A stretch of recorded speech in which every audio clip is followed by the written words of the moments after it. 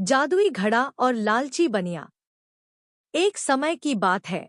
एक छोटे से गांव में माधव नाम का एक गरीब किसान रहता था। माधव के पास जमीन का एक छोटा सा टुकड़ा था जिस पर वह दिन रात मेहनत करता था।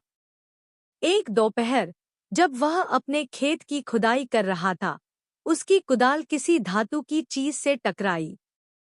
माधव ने उत्सुकता में मिट्टी हटाई तो उसे एक पुराना मिट्टी का घड़ा मिला। वह खाली था। माधव ने सोचा, चलो इसमें पानी भरने के काम आएगा, और अपनी कुदाल उस घड़े में डालकर पसीना पोंछने लगा।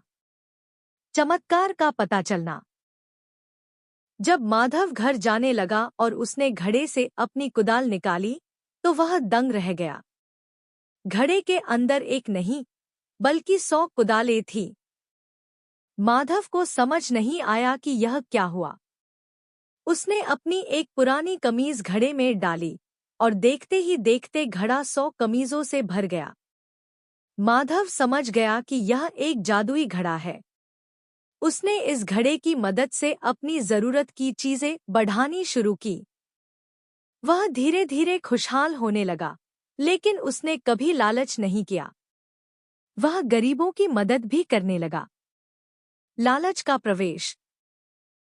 गांव के एक धनी और लालची बनिए किरोड़ीमल को जब माधव की इस अचानक तरक्की का पता चला तो वह जल भुन गया। उसने चुपके से माधव के घर झांका और जादुई घड़े का राज जान लिया। अगली रात किरोड़ीमल ने वह घड़ा चुरा लिया और अपने घर ले आया। उसने सोचा, माधव तो मूर्ख था, उसने केवल कपड़े और अनाज दोगुना किया। मैं इसमें सोने के सिक्के डालूंगा और दुनिया का सबसे अमीर आदमी बन जाऊंगा।